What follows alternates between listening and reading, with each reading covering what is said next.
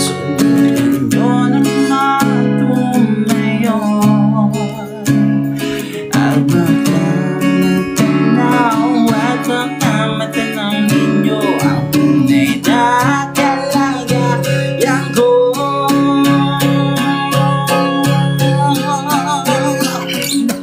Naupo po ba kayo sa loob na malaking bahay? Malawak na bakuran, mataas na pader, pinapaligiran at ang kapilang mga mamahaling sasakyan. Mga batay na laging bulong ng bulong, wala namang kasi naputol yung string.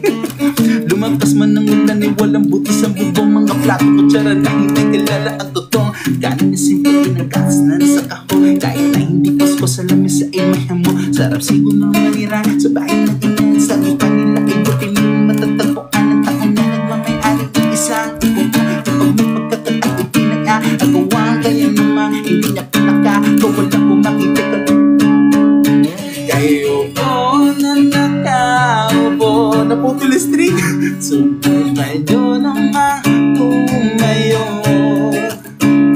at baka matanaw at magkamatanaw ninyo ang tunay na kalagayan ko.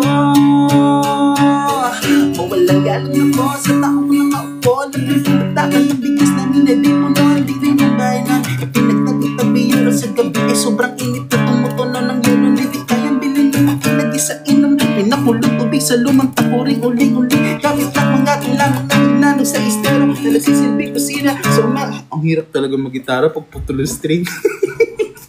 Ayun no, ayaw nyo maniwala. Palitan daw nang nagre-request. Sayang guys, ano ba yan? Ayun, yung gitara subuko, 'di ba? Pero yung